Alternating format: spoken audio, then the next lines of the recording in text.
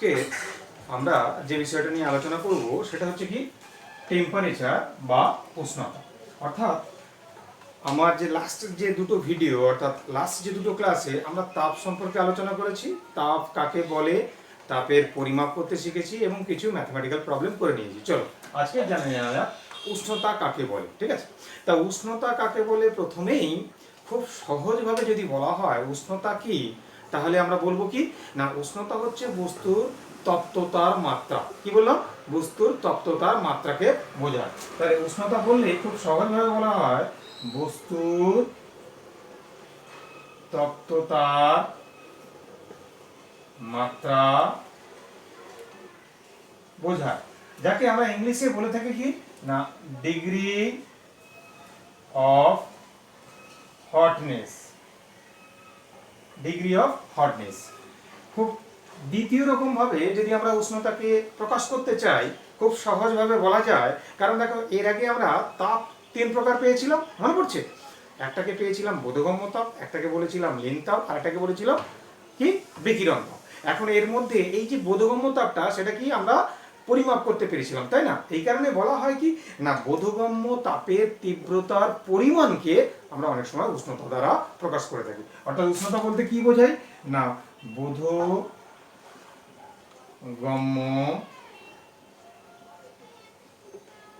তাপের তীব্রতার পরিমাণ বোঝায়, যাকে ইংলিশে লেখা যায় কি ইন্টেন্সিটি অফ সেন্সেবল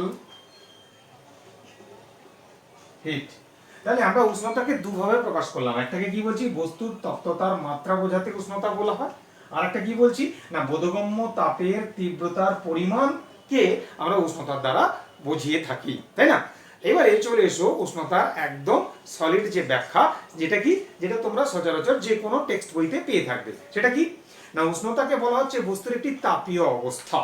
অর্থাৎ এই দুটো সংজ্ঞা থেকে আমরা সেখান থেকে এই ধারণা পেয়ে যাচ্ছি উষ্ণতা কি বস্তুর একটি তাপীয় অবস্থা যা ঠিক করে দেয় দুটি ভিন্ন উষ্ণতার বস্তু পরস্পরের সংস্পর্শে থাকলে তাপের প্রবাহ কোন দিকে ঘটবে। ক্লিয়ার? তাহলে কি বললাম আরেকবার বলছি, মন দিয়ে শোনো। উষ্ণতা হলো বস্তুর একটি তাপীয় অবস্থা যা ঠিক করে দেয় দুটি ভিন্ন উষ্ণতার বস্তুকে পরস্পরের সংস্পর্শে রাখলে তাপের প্রবাহ কোন দিকে ঘটবে, যেটা কিনা আমরা ক্যালোরিমিতির মূলনীতিতে পড়েছি। এবং শুধু তাই নয়, উষ্ণতা এটাও ঠিক করে দেয় তাপের এই প্রবাহ কতক্ষণ চলবে। যতক্ষণ না পর্যন্ত দুটো ভিন্ন উষ্ণতার বস্তুর উষ্ণতা সেম হয় ততক্ষণ পর্যন্ত এই তাপের প্রবাহ চলবে। তার মানে আমরা বলতেই পারি উষ্ণতা তাপের প্রবাহের যে দিক সেটাকে সে নির্দেশ করে দেয়, তাই না? বোঝা গেল? তাহলে এই হচ্ছে উষ্ণতার ধারণা আমরা পেলাম। এবারে আসছি এখন এই উষ্ণতাকে আমরা পরিমাপ করব কি করে। ঠিক আছে, এখন যে কোনো জিনিসকে পরিমাপ করতে গেলেই আমাদের একটা যন্ত্রের প্রয়োজন হয়। উষ্ণতা পরিমাপ করতে গেলেও আমাদের এইরকমই একটা যন্ত্র লাগে, সেই যন্ত্রের নাম তোমরা প্রত্যেকেই জানো কি থার্মোমিটার। ক্লিয়ার?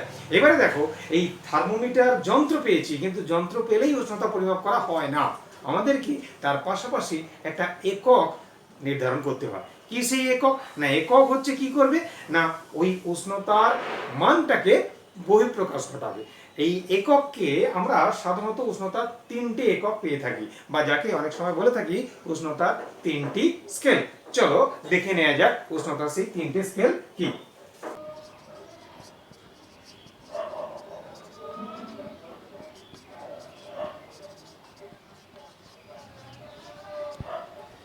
চলো তাহলে উষ্ণতা পরিমাপ করার আমরা স্কেল চলে এসেছি। দেখো এখানে আমরা দেখতে পাচ্ছি তিনটে স্কেল মোটামুটি আমরা পাই। সেটা কি একটাকে বলছি সেলসিয়াস স্কেল, আর একটাকে বলছি ফারেনহাইট স্কেল, আর একটাকে কি বলছি কেলভিন স্কেল বা পরম স্কেল। ঠিক আছে, এখন এই উষ্ণতা পরিমাপ করা স্কেলে যাওয়ার আগে তোমাদের প্রত্যেকের কাছে বাড়িতে যে সেন্টিমিটার স্কেল রয়েছে সেটা সম্পর্কে একটু বলি, তাহলে কি উষ্ণতার এই স্কেলটা তোমাদের কাছে একদম জলভাত হয়ে যাবে। ক্লিয়ার? দেখো তোমাদের বাড়িতে প্রত্যেকেই দেখো এরকম সেন্টিমিটার স্কেল রয়েছে না, যার একদম এইখানে রয়েছে 0 আর এরকম দাগ কাটা কাটা আছে 1 2, তারপরে একদম শেষ প্রান্তে রয়েছে কত 15। তার মানে হচ্ছে এই স্কেলের সাহায্যে তুমি 15 সেন্টিমিটার দৈর্ঘ্য ম্যাক্সিমাম পরিমাপ করতে পারো। ক্লিয়ার হয়েছে? তাহলে 15 সেন্টিমিটার দৈর্ঘ্য তুমি ম্যাক্সিমাম পরিমাপ করতে পারো। এখন এই 0 এবং 15 সেন্টিমিটার এটাকে আমরা কি বলছি, না এটাকে বলছি এই স্কেলের দুটো ফিক্সড পয়েন্ট, যাকে বাংলায় বলা হয় স্থিরাঙ্ক। তাহলে এটাকে কি বলছি, না ফিক্সড পয়েন্ট, বা বাংলায় কি বলছি, স্থিরাঙ্ক। ঠিক একই রকমভাবে উষ্ণতার স্কেলেও দুটো ফিক্সড পয়েন্ট রয়েছে, যাদের আমরা নাম দিয়েছি, একটাকে বলছি নিম্ন স্থিরাঙ্ক অর্থাৎ লোয়ার ফিক্সড পয়েন্ট, এইটা কি না লোয়ার ফিক্সড পয়েন্ট, আর একটাকে বলছি ঊর্ধ্ব স্থিরাঙ্ক, যাকে বলছি কি আপার ফিক্সড পয়েন্ট। ক্লিয়ার হচ্ছে, লোয়ার ফিক্সড পয়েন্ট এবং আপার ফিক্সড পয়েন্ট। এখন এই লোয়ার ফিক্সড পয়েন্টটাকে বলছি কি নিম্ন স্থিরাঙ্ক বাংলা, আর আপারটাকে বলছি কি ঊর্ধ্ব স্থিরাঙ্ক, যেমনটা ঠিক স্কেলের এরকম দুটো, বোঝা গেছে? তাহলে খুব সিম্পল জিনিস, একদম কঠিন জিনিস না। এবারে আসছি এই নিম্ন স্থিরাঙ্ক কাকে বলছে, না বলা হচ্ছে প্রমাণ বায়ুমণ্ডলীয় চাপে এক বিশুদ্ধ জলের যে উষ্ণতায় জমে বরফে পরিণত হয়। তাহলে কি বললাম, প্রমাণ বায়ুমণ্ডলীয় চাপে যে উষ্ণতায় বিশুদ্ধ জল জমে বরফে পরিণত হয়, সেই উষ্ণতাটাকে বলা হয় কি উষ্ণতা স্কেলের নিম্ন স্থিরাঙ্ক। ক্লিয়ার? ঠিক একই রকমভাবে ঊর্ধ্ব স্থিরাঙ্ক কাকে বলবো, প্রমাণ বায়ুমণ্ডলীয় চাপে যে উষ্ণতায় বিশুদ্ধ জল বাষ্পে পরিণত হয়, অর্থাৎ জল তার তরল দশা থেকে গ্যাসীয় দশা বা বাষ্পীয় দশায় পরিণত হয়, সেই উষ্ণতাটাকে আমরা বলছি কি ওই থার্মোমিটার স্কেলের ঊর্ধ্ব স্থিরাঙ্ক। ক্লিয়ার? তার মানে বুঝতেই পারছো প্রতিটা স্কেলের ক্ষেত্রে দুটো করে ফিক্সড পয়েন্ট পাচ্ছি, যেমনটা ঠিক দৈর্ঘ্যের স্কেলে পেয়েছিলাম আমরা। এবারে আসছি এই দৈর্ঘ্যের স্কেলে, দেখো মাঝে যে ঘর রয়েছে, অর্থাৎ এখানে 0-র পরে 1 2 3 4 5 6, এখানে এই পর্যন্ত আসবে কি 14, তারপরে 15। তাহলে এই যে মাঝের যে ব্যবধান, এই ব্যবধানটাকে আমরা উষ্ণতার স্কেলে একটা নাম দিয়েছি, তার নামটা কি প্রাথমিক অন্তর। ক্লিয়ার? উষ্ণতার স্কেলে সেই ব্যবধানটার নাম দিয়েছি কি প্রাথমিক অন্তর। চলো দেখে নেই তিনটে স্কেলের এই নিম্ন স্থিরাঙ্ক, ঊর্ধ্ব স্থিরাঙ্ক এবং প্রাথমিক অন্তর কি কি। আমরা প্রথমেই চলে যাচ্ছি সেলসিয়াস স্কেল। সেলসিয়াস স্কেলের জন্য এই লোয়ার ফিক্সড পয়েন্ট বা নিম্ন স্থিরাঙ্কটাকে বলা হচ্ছে কি না 0 ডিগ্রি সেলসিয়াস, অর্থাৎ আমরা প্রত্যেকেই জানি বিশুদ্ধ জল 0 ডিগ্রি সেন্টিগ্রেড উষ্ণতায় জমে বরফে পরিণত হয়, তাই এখানে বলা হচ্ছে কি 0। ঊর্ধ্ব স্থিরাঙ্ক কত, না 100 ডিগ্রি সেলসিয়াস। এবারে ডিগ্রি সেলসিয়াসটা কি, এটা হচ্ছে সেলসিয়াস স্কেলের চিহ্ন বা প্রতীক। ক্লিয়ার? এরপরেই আসছি ফারেনহাইট স্কেল। ফারেনহাইট স্কেলের নিম্ন স্থিরাঙ্ক কত, 32 ডিগ্রি ফারেনহাইট। ঊর্ধ্ব স্থিরাঙ্ক কত, না 212 ডিগ্রি ফারেনহাইট। ক্লিয়ার? এবারে আসছি কেলভিন স্কেলে। কেলভিন স্কেলের কত, 273। ঊর্ধ্ব স্থিরাঙ্ক কত, 373। এবারে আসছি, দেখো ফারেনহাইট স্কেলের নিম্ন স্থিরাঙ্ক, ঊর্ধ্ব স্থিরাঙ্ক আমরা পেয়েছি। প্রাথমিক অন্তর কী হবে, না মাঝখানের যে ব্যবধান, তাহলে 32 এবং 212-র মধ্যে ব্যবধান কত, 180। সেলসিয়াস স্কেলে কত হতো, 0 এবং 100-র মধ্যে 100। সেলসিয়াস স্কেলের চিহ্ন ছিল সি, ফারেনহাইট স্কেলের চিহ্ন কী হবে, ডিগ্রি এফ। ক্লিয়ার? এরপরেই আসছি কেলভিন স্কেল। কেলভিন স্কেলের নিম্ন স্থিরাঙ্ক দেখো 273, ঊর্ধ্ব স্থিরাঙ্ক কত, 373, তাহলে ব্যবধান কত, 100। কেলভিন স্কেলের চিহ্ন কি, না কেলভিন স্কেলের চিহ্ন হচ্ছে ক্যাপিটাল কে, এখানে কোনো ডিগ্রি দেওয়া হয় না। ক্লিয়ার হচ্ছে? তাহলে বুঝতেই পারছো খুব সহজ জিনিস, যেমনটা ঠিক তোমার হাতের কাছে যে স্কেল, এটাও ঠিক তাই, সেটা উষ্ণতা পরিমাপ করা হয়, আর ওটাতে কি করা হয়, দৈর্ঘ্য পরিমাপ করা হয়। ক্লিয়ার? এবারে আসছি, দেখো দৈর্ঘ্য পরিমাপ করাটা খুব সহজ, তুমি স্কেলটা বসিয়ে দিলে দৈর্ঘ্য পরিমাপ করে নিলে। উষ্ণতা তো আর সেরকম হয় না, তাহলে উষ্ণতার ক্ষেত্রে আরও দুটো টার্ম আমরা জেনে নেবো, দুটো শব্দ জেনে নেবো। একটা কি, উষ্ণতা মাপক পদার্থ। এই উষ্ণতা মাপক পদার্থ কাকে বলা হচ্ছে, না থার্মোমিটারে যে পদার্থের সহায়তায় আমরা উষ্ণতাটা পরিমাপ করি তাকে বলে উষ্ণতা মাপক পদার্থ। একদম ঠিক ধরেছো, কি না পারদ। তাহলে পারদকে আমরা কি বলছি, উষ্ণতা মাপক পদার্থ। ক্লিয়ার? আর 2 নম্বর কি, উষ্ণতা মাপক ধর্ম। এখন থার্মোমিটারে আমি পারদ দিয়ে দিলাম, তাহলে কি আমি উষ্ণতা পরিমাপ করব না, আমরা তখনই পরিমাপ করতে পারি যখন উষ্ণতার পরিবর্তনের সঙ্গে সঙ্গে এই উষ্ণতা মাপক পদার্থ তার ধর্মের পরিবর্তন ঘটায়। কী সেই ধর্ম, না আয়তন ধর্ম। পারদ কী হয়, সাধারণত উষ্ণতার সাথে সাথে বা উষ্ণতা বৃদ্ধি বা হ্রাসের সঙ্গে সঙ্গে তার আয়তনের বৃদ্ধি বা হ্রাস ঘটিয়ে আমাদেরকে উষ্ণতার মানটা জানিয়ে দেয়। ক্লিয়ার হচ্ছে? তার মানে এই পারদের আয়তন ধর্মটাকে কাজে লাগিয়ে আমরা কি উষ্ণতার মানটা পাই। এই কারণে পারদের এই আয়তন ধর্মটাকে আমরা বলছি কি উষ্ণতা মাপক ধর্ম। তাহলে আমরা দুটো শব্দ পেলাম, এক উষ্ণতা মাপক পদার্থ যেটা কিনা পারদ, দুই উষ্ণতা মাপক ধর্ম যেটা কিনা পারদের আয়তন। ক্লিয়ার? এবারে চলো তাহলে আমরা স্কেল পেয়ে গেছি, কিভাবে মাপতে হয় সেটা জেনে নিয়েছি। এরপরেই আমরা যাব উষ্ণতার এই স্কেলগুলোর মধ্যে সম্পর্ক প্রতিষ্ঠা। যেমনটা ঠিক দেখো আমরা প্রত্যেকেই জানি 1 মিটার সমান 100 সেন্টিমিটার, তাহলে সেন্টিমিটারের সাথে মিটারের একটা সম্পর্ক, এটাও ঠিক তাই। আমরা এদের মধ্যে কি করব, সম্পর্ক প্রতিষ্ঠা করব। সম্পর্ক প্রতিষ্ঠা করা খুব সহজ, অনেকগুলো পদ্ধতি রয়েছে, তার মধ্যে একদম সহজ যে পদ্ধতিটা আমি সেটাই তোমাদের এখানে জানাচ্ছি। কি করব না, ধরিলাম কোনো একটি উষ্ণতায় সেলসিয়াস স্কেলের পার্ট সি এবং ফারেনহাইট স্কেলের পার্ট এফ। কেন আমি এটা লিখলাম কেন, তার কারণটা দেখো একদম সহজ সিম্পল। ধরো আমার এই কাছে এই হোয়াইট বোর্ডটা আছে, তাহলে এই হোয়াইট বোর্ডের তো একটা দৈর্ঘ্য আছে। এখন ধরো তোমাকে বললাম যে সেন্টিমিটার স্কেলের সাহায্যে তুমি এর দৈর্ঘ্য পরিমাপ করো, তাহলে আমি তর্কের খাতিরে বলছি কি 45 সেন্টিমিটার বেরিয়েছে। এখন এটাকেই যদি আমি সেই রাজমিস্ত্রিদের যে ফুট বা ইঞ্চির যে স্কেল রয়েছে সেই স্কেলের সাহায্যে পরিমাপ করি, তাহলে নিশ্চয়ই আমি 45 সেন্টিমিটার পাবো না, তাহলে কি পাবো, ফুটে পাবো। তাহলে এখান থেকে আমি ধরো তর্কের খাতিরে ধরে নিলাম 2.5 ফুট বা 3 ফুট। তাহলে এই যে আমি একবার বলছি 3 ফুট আর একবার বলছি কি 45 সেন্টিমিটার, তাহলে এখান থেকে কি দেখে কি মনে হয় যে 3 ফুটের থেকে 45 সেন্টিমিটার বেশি? না, কখনোই নয়। দুটো দৈর্ঘ্যই সেম। আমরা কি করেছি, দুটো দৈর্ঘ্যকে দুটো ভিন্ন পদ্ধতিতে প্রকাশ করেছি, তাই না? দুটো দৈর্ঘ্যকে যেমন কি FWT ফিট, দুটো দৈর্ঘ্যকে দুটো ভিন্ন পদ্ধতিতে বা দুটো ভিন্ন এককে প্রকাশ করেছি। এখানেও ঠিক তাই, একই উষ্ণতা সেলসিয়াস স্কেলে পাঠ পাচ্ছি সি আর ফারেনহাইট স্কেলে পাঠ পাচ্ছি কি এফ। ক্লিয়ার? চলো এবারে দেখো আমরা সেই সম্পর্কটা জেনে নিই। সেই সম্পর্কটা কি না, সেই সম্পর্কটা হচ্ছে পাঠ মাইনাস নিম্ন স্থিরাঙ্ক বাই প্রাথমিক অন্তর সমান পাঠ মাইনাস নিম্ন স্থিরাঙ্ক বাই প্রাথমিক অন্তর। তাহলে সেলসিয়াস স্কেলের পাঠ কত পেয়েছি আমরা সি, এর নিম্ন স্থিরাঙ্ক কত 0, প্রাথমিক অন্তর কত 100 বসালাম, সমান আমরা লিখতে পারি ফারেনহাইট স্কেলের পাঠ কত পেয়েছি এফ, নিম্ন স্থিরাঙ্ক কত 32, প্রাথমিক অন্তর কত 180। তাহলে দেখো 80 শূন্য কেটে গেল, 2 5 10, 2 9 18। তাহলে আমরা লিখতে পারি বা C/5 সমান F মাইনাস 32/9।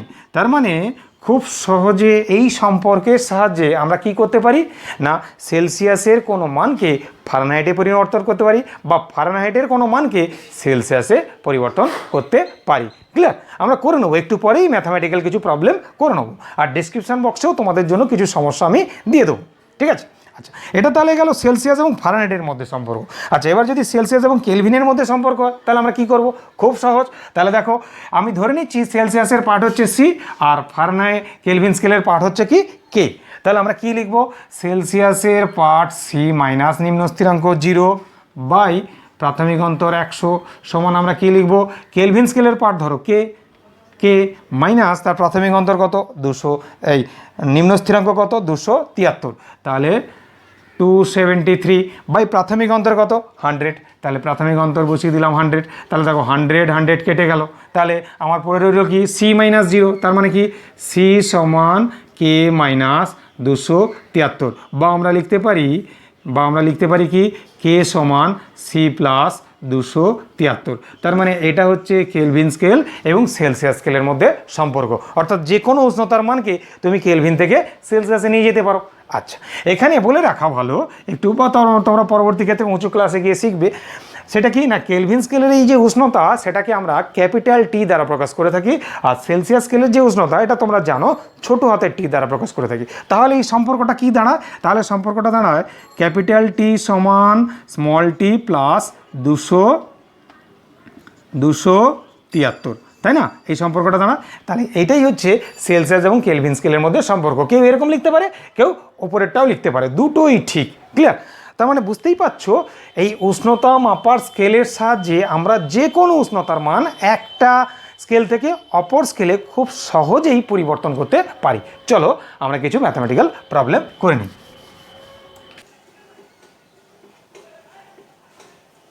চলো আমরা একটা সমস্যায় চলে এসেছি। বলছে কি কোন উষ্ণতায় সেলসিয়াস স্কেলের পাঠ ফারেনহাইট স্কেলের পাঠের দ্বিগুণ হবে। দেখো এই ধরনের সমস্যাগুলো কিন্তু কোনো সমস্যাই নয় যদি তুমি একটু মনোযোগ সহকারে সমস্যাটাকে পড়ো।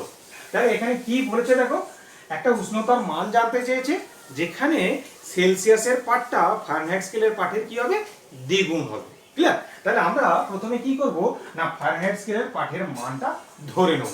তাহলে কি বলবো না ধরিলাম ফারেনহাইট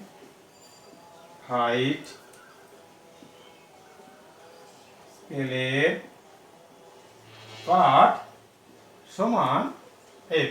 আচ্ছা এখানে দেখো আমি প্রথমেই বলে রাখি, তোমরা বিভিন্ন যে বইতে যে অঙ্ক টঙ্কগুলো করবে সেখানে কিন্তু ওই ধরো অনেক সময় এক্স ধরে দেওয়া থাকে, যেমন কি আমরা অঙ্কের ক্ষেত্রে এক্সই ধরে থাকি সাধারণত। কিন্তু যেহেতু আমরা এখানে অঙ্কটা করছি কি সেলসিয়াস এবং ফারেনহাইট, সেই কারণে আমি এক্স না ধরে সাধারণত এফ ধরে থাকি। তাহলে ফারেনহাইট স্কেলের পার্ট আমি পেয়ে গেলাম, সেটা কি এফ। ক্লিয়ার? এবারে কি বলেছে দেখো, তাহলে সেলসিয়াস স্কেলের পার্ট কি হবে, কারণ সেলসিয়াস স্কেলের পার্ট হচ্ছে ফারেনহাইট স্কেলের পাঠের দ্বিগুণ হবে। অতএব সেলসিয়াস স্কেলের পার্ট যদি সি হয় তাহলে সেই সিটা সমান কি হবে 2f। তার কারণটা কি সেলসিয়াসের যে পার্টটা সেটা কি হবে ফারেনহাইটের দ্বিগুণ হবে। ক্লিয়ার? এবারে চলো আমরা সেই সম্পর্কটা, তাহলে আমরা কি জানি, আমরা জানি f-32, বা তোমরা লিখতেই পারো, আমরা কি জানি আরেকবার লিখছি দেখো, c মাইনাস নিম্ন স্থিরাঙ্ক বাই প্রাথমিক অন্তর সমান f-32 বাই প্রাথমিক অন্তর 180। ক্লিয়ার হচ্ছে? তাহলে এখান থেকে কেটে গেল 5 9, তাহলে আমরা কি পাই c বাই 5 সমান f-32 বাই 9। তাহলে কেউ চাইলে এইটা মুখস্থ রাখতে পারো, আর যদি না মনে রাখতে পারো তাহলে খুব সহজ, পাঠ মাইনাস নিম্ন স্থিরাঙ্ক বাই প্রাথমিক অন্তর। ক্লিয়ার? তাহলে কি হচ্ছে, তোমাকে মুখস্থ করতে হচ্ছে না, তোমাকে জিনিসটা বুঝতে হচ্ছে। আমার মনে হয় মুখস্থের থেকে বুঝিয়ে নেওয়াটা অনেক ভালো, তাই না? চলো তাহলে চলে আসি। তাহলে এবারে দেখো সির মান কত 2f। তাহলে এখানে সির মানটা বসিয়ে দেবো 2f বাই 5 সমান, আমরা এখানে f এর মান তো f, তাহলে f-32 বাই 9। তাহলে এখান থেকে দেখো আমরা যদি করি একটু বজ্র গুণন টাইপের করি, তাহলে কি হয়, এটা 9টা উপরে আসবে, 9 2 18 18f, 5টা এদিকে যাবে 5f, তাহলে আসছে কি 18f সমান 5f মাইনাস 32 ইন্টু 5, তার মানে কত হচ্ছে 5 2 10 160। ক্লিয়ার হলো? তাহলে এখান থেকে যদি আমরা এফটাকে এদিকে নিয়ে চলে আসি তাহলে কি হয় 13f সমান 160, আগে একটা মাইনাস, তাহলে আমরা f সমান কত পাই মাইনাস 160 বাই 13 সমান 12 মাইনাস 12.3 মাইনাস 12.3। তার মানে সেই উষ্ণতায় ফারেনহাইট স্কেলের পাঠ কত হয়েছে মাইনাস 12.3 ডিগ্রি ফারেনহাইট। তাহলে সেলসিয়াস স্কেলের পাঠ কত হবে, এই ঠিকের ডবল হবে। অতএব সেলসিয়াসের পাঠ, ডিগ্রি সেলসিয়াসের পাঠ সমান কত হবে মাইনাস 12.3 ইন্টু টু করলে কত হয় 24.6 ডিগ্রি সেলসিয়াস। তার মানে কি একটি উষ্ণতা, যে উষ্ণতার মানটা সেলসিয়াস স্কেলে হচ্ছে -24 মাইনাস অবশ্যই -24.6 ডিগ্রি সেলসিয়াস, সেখানে ফারেনহাইট স্কেলের পার্ট কত হচ্ছে না -12.3 ডিগ্রি ফারেনহাইট। ক্লিয়ার হচ্ছে? তাহলে এই ধরনের সমস্যা আশা করি তোমাদের কাছে আর সমস্যা রইল না। ক্লিয়ার?